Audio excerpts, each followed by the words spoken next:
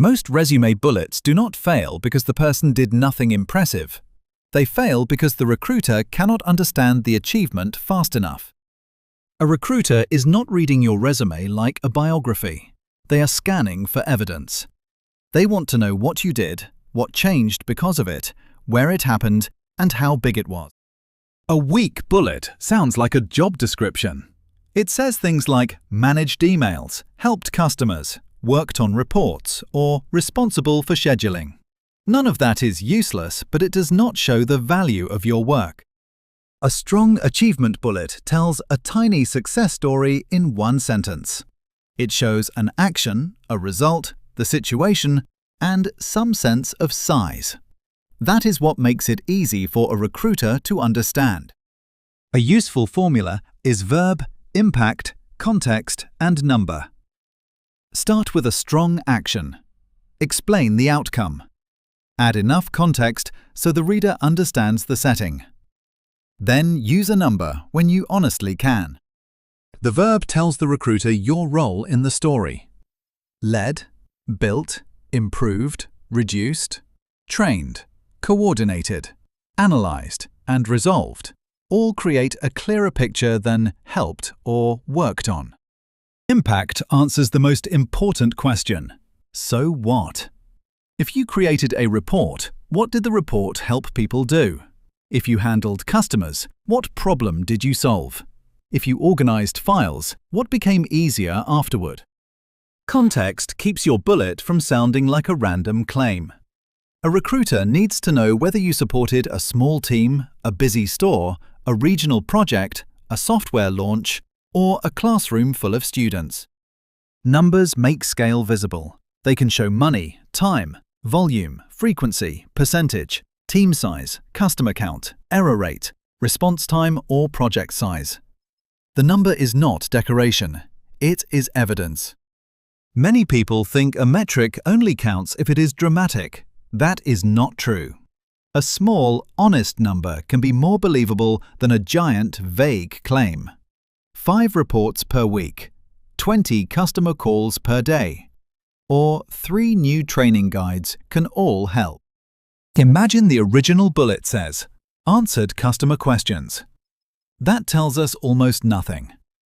A stronger version could say, resolved customer account questions for up to 40 callers per day, improving first contact support during peak billing periods. If this kind of practical career breakdown helps you, consider subscribing. We focus on job search strategy, workplace skills, and clear explanations that make the hiring process less mysterious. A common mistake is replacing boring words with dramatic words without adding meaning. Responsible for meetings becomes orchestrated stakeholder alignment. That may sound bigger, but it is not clearer. Recruiters understand plain language. If you coordinated weekly team meetings, say what those meetings accomplished. Maybe they kept a project on schedule, reduced missed handoffs, or helped managers make faster decisions.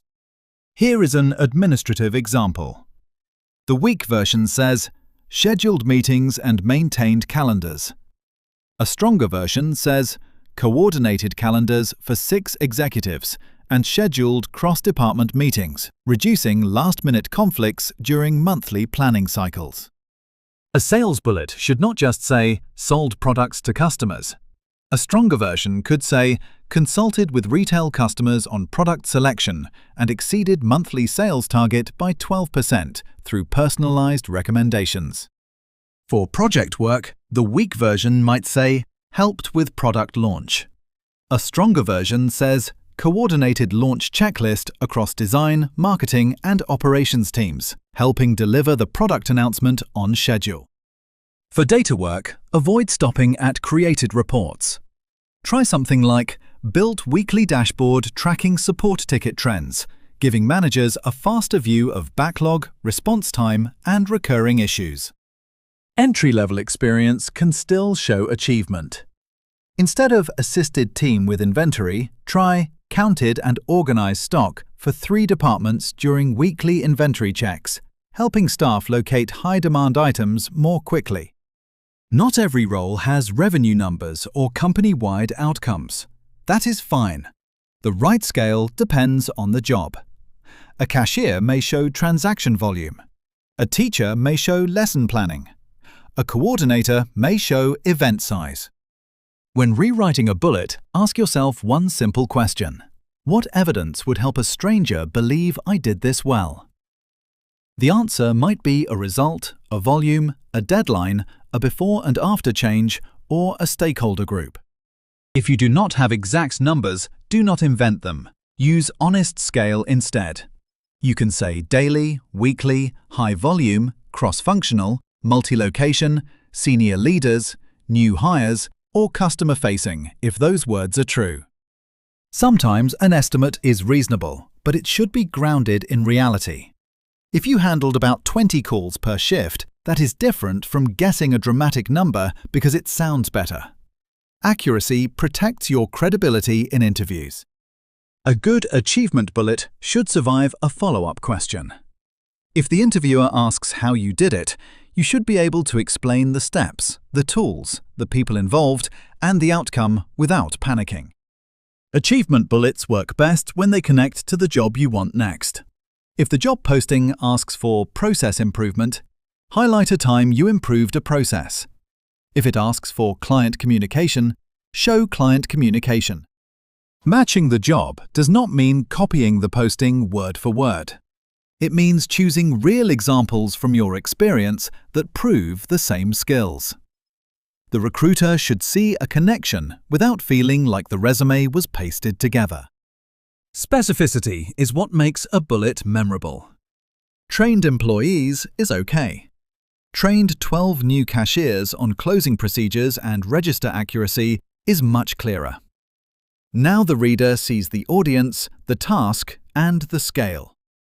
Ownership does not always mean you were the boss. It means your contribution is clear. Supported, a project is vague. Prepared testing notes for the engineering team before release shows what you actually owned. You can mention team results if you were part of the work, but be honest about your role. Led, contributed to, supported, coordinated, and analyzed all mean different things. Choose the verb that matches what you actually did. Resume inflation is when every task becomes transformed, revolutionized, or spearheaded. That language can make normal work sound fake. Strong writing does not exaggerate.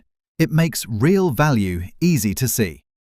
Most achievement bullets should be one clear sentence.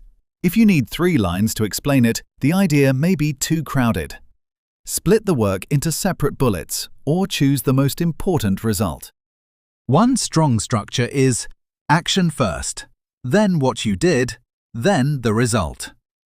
Another structure is result first, then how you got there. Both can work. The best choice is the one that makes the achievement easiest to understand. Action first sounds like this. Redesigned onboarding checklist for new hires, reducing repeated questions during the first week of training. The reader immediately understands the action, the audience, and the practical benefit. Result first sounds like this. Reduced repeated first-week questions from new hires by redesigning the onboarding checklist. This version works well when the outcome is the strongest part of the story. If your resume feels too task-based, look back at your work week. What problems did people bring to you? What did you fix more than once? What became faster, cleaner, easier, safer, cheaper, or more reliable because you were involved? Create a small problem bank before you write. List the messy situations you handled, the repeated issues you solved, the deadlines you protected, and the people you supported. Achievement bullets often come from problems that felt ordinary at the time. Then create a result bank. Write down any numbers you can prove, like time saved, customers served, errors reduced, documents processed, events supported, people trained, or projects completed. You are collecting raw material before writing polished bullets. Once you have problems and results, turn duties into short stories. The duty says what your job involved. The achievement says what changed because you did it well. That difference is the heart of a strong resume. You do not need every bullet to be a masterpiece. A few strong achievement bullets under each recent role can carry more weight than a long list of generic responsibilities. The goal is not to fill space. The goal is to create evidence. Before you finish, read each bullet like a recruiter who knows nothing about your workplace. Can they understand the action? Can they see the impact? Can they tell the scale? If not, add one missing piece. The formula is simple but powerful. Use a clear verb. Show the impact. Add context. Include an honest number when possible. When a bullet does those things, it becomes easier to trust, easier to scan, and easier to discuss in an interview. If you want help rewriting a resume bullet, leave one example in the comments with any private details removed.